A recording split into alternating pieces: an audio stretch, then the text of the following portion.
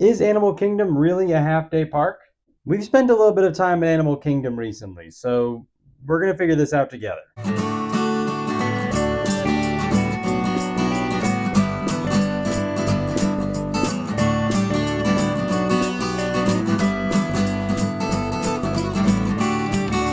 What's going on, everybody? I'm David, and this is our family small shop, Mickey and Mandy. We're Disney adults that create custom bags, screen printed shirts, and handmade home decor inspired by everybody's favorite magical theme parks. But we also create content over here on YouTube about those magical theme parks. And in this week's video, we're going to keep that journey going while we keep talking about our last trip to Disney World, by talking about how we spent our day at Disney's Animal Kingdom and hopefully answer the age-long question amongst Disney adults: is Animal Kingdom a half-day park? Is that a hot take, or are we just spitting facts? Before I go too much further forward, just make sure, if you haven't already, hit that subscribe button so that way you don't miss out on any future Disney videos and you don't miss out on any future product deep dives into some of the awesome stuff that we sell on our family small shop, mickeyandmandy.com. All right, now let's pull on that yellow strap and get going. Disney's Animal Kingdom is the fourth of the Walt Disney World theme parks, and it is a celebration of the stories that we get to experience and tell about the animals of our world of today, yesterday, and fantasy.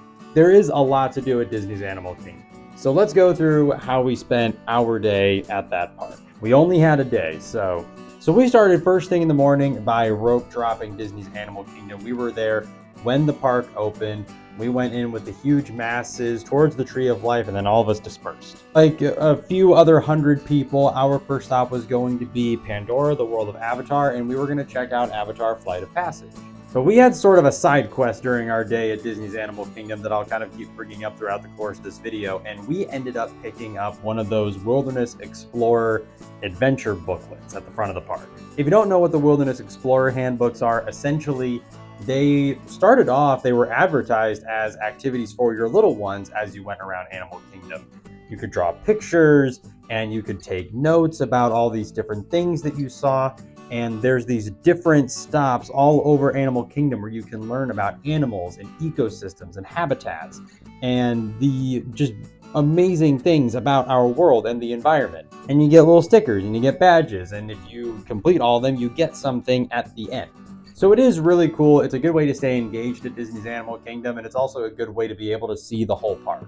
So some of us got a head start to head over to Pandora. Me and my other half, we went ahead and got our Wilderness Explorer booklet. We had a lot of fun. Then we caught up with everybody over at Pandora, and we did Flight of Passage. We did stand by for Flight of Passage, and I think they advertised it as maybe like an hour and a half, pushing 2 hours. And it ended up being just about an hour wait. It was probably the shortest that we've ever waited for Flight of Passage. And that attraction is so much fun, so immersive. I am excited to see what sort of Avatar experiences they end up bringing to Disneyland, because Flight of Passage is phenomenal. They got some big shoes to fill out west. And after Flight of Passage, we sort of moseyed our way over to Dinosaur. We did have a Lightning Lane reservation over there that we were a little early for, but we didn't really mind. Did a couple of the Wilderness Explorer stops on our way over there. We learned about otters and flamingos and fungi on our way out of Pandora. That was a lot of fun. And then we went over and did Dinosaur. We did it once as a whole group of 5 one more time. And then my other half went and did the rest of the Dino Land badges for Wilderness Explorers, while me, my sister, my parents, we went ahead and did Dinosaur one last time, the 4 of us. Because if you've been following us over on Instagram or TikTok for a while, by the way, follow us over on Instagram and TikTok if you're not already, you'll know that we are big fans of Dinosaur, the movie, the land, the ride, all of it. And if you've been following the Disney Parks news recently, you know that Dino Land is going to be closing down at Disney's Animal Kingdom. They're already halfway there by closing down Chester and Hester's Dino-Rama. They're closing down Dino Land to make way for this brand new, original Latin American-inspired village, featuring stories from Indiana Jones and Encanto. It's going to be a lot of fun. Some brand new stories for the next generation of theme park guests. We are so excited to see what Imagineering comes up with, but we are sad to see Dinosaur go. So this was kind of our goodbye trip for Dinosaur. So we spent a lot of time at Dinosaur just kind of taking everything in, saying our goodbyes, taking pictures, videos, crying, the whole thing. And we ended up knocking out just enough time to be able to get us to lunchtime at Animal Kingdom. So we went over to Flame Tree Barbecue. This is a quick service dining option over at Animal Kingdom that we have been wanting to check out for a very long time. And I think what I liked most about Flame Tree Barbecue over at Animal Kingdom is that you can get a couple entrees and a side of fries, and we were able to split it very easily amongst the 5 of us. We ended up getting the mac and cheese with the pulled pork, some drinks, some water, side of fries, and we were good to go. And it was super yummy. The servings were reasonably sized. Again, very easy to split. No reason to get your own entree unless you are just that hungry. And then after we went to Flame Tree Barbecue, we ended up making our way over to Africa for our Kilimanjaro Safari Lightning Lane reservation. But that was another one. We were just a little too early for it. So we ended up doing a couple other things to sort of take it easy a little bit. Me and my other half, we went ahead and did the gorilla trails just outside of Kilimanjaro Safari to get some of our Wilderness Explorer badges over there. And me and my dad, we ended up getting a couple of beers. We ended up getting the Kona Brewing Longboard Lager, I think was what it was. It was at a cart somewhere in Africa. Very good for a hot Florida day at Animal Kingdom. And after the drinks were pounded and after we got our badges, we ended up doing our Lightning Lane reservation for Kilimanjaro Safari, and a lot more activity than the last time we did it. Just as a fun little tidbit for Kilimanjaro Safari, if you want to see as many animals as possible, make sure you do Kilimanjaro Safari earlier in the day. The earlier you do it, the more opportunity you get to actually see the animals. We did Kilimanjaro Safari once, kind of pushing like 5:30-ish. And while there were still some animals out and about, there weren't a lot. I think the only animals that really weren't out and about when we did it this time were the lions, but everything else was, they were out, they were grazing, playing. We actually got to see the newest baby giraffe that was taking a nap on the savannah. So cute. And it was after Kilimanjaro Safari where we actually kind of parted ways as a group. Some of us went back to the hotel, took a dip in the pool, a nap, some lunch, a little bit more just to take a break. And me and my other half, we stayed at Animal Kingdom. We knew we still had a Lightning Lane reservation for Expedition Everest to cash in, and there were still a lot of badges to do. We still had to get badges in Asia and over at Rafiki's Planet Watch, so we had a lot of ground to cover. And after the group kind of parted ways to go in our different directions, me and my other half, we ended up checking out Rafiki's Planet Watch, which was actually really cool because I feel pretty confident in saying that I have not been to Rafiki's Planet Watch since I was a very little youngin'. Like, I'm pretty sure Dinosaur was still Countdown to Extinction. Pandora was definitely still Camp Mini Mickey. Like, Lion King was in a completely different show building. The Finding Nemo musical was probably the Tarzan Rock show. Like, it's been a minute. And it's actually a really cool part of the park. Even if you're not going for the Wilderness Explorer badges, it's just cool because you get to learn so much, not just about what we can do for our planet, but you also get to learn a little bit about your own backyard. Like, literally, like, I learned about bat boxes and how, like, you know, you could have, you know, bats and birds and spiders and bugs and all these different things living in your backyard, and they all serve their own purpose, that they all kind of help each other out. It's actually really cool. Now, don't get me wrong, I'm still not on board holistically with bats and spiders and snakes and stuff like that, but I respect the purpose that they serve. So that was a really cool experience. Honestly, I think anybody could benefit from going over to Rafiki's Planet Watch. So after we got our Rafiki's Planet Watch badges, we ended up heading over to the Maharaja Jungle Trek. Maharaja Jungle Trek was a lot of fun. We got to see the tigers. So cute. I mean, they're jungle cats, so like scary, but oh my god, they were napping and they were so cute in the sunbeam. There was only one thing that kind of went wrong at the Maharaja Jungle Trek, because there's like a bird cage of sorts. Because when you go to get your Wilderness Explorer badge for the birds at the Maharaja Jungle Trek, the cast members will give you a sheet. It's got pictures of birds on it, and they'll say, go find these 5. And you go and you find the 5, and you go get the sheet back, and you're like, I found the 5. And then they give you your badge, and everything's cool.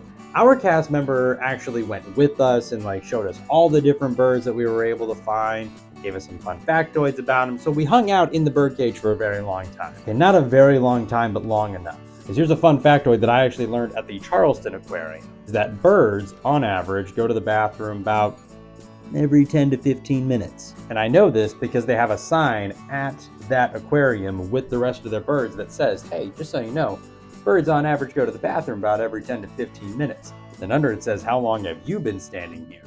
And that is all the warning that a person should ever need to be like, we were there for more than 15 minutes because the birds came.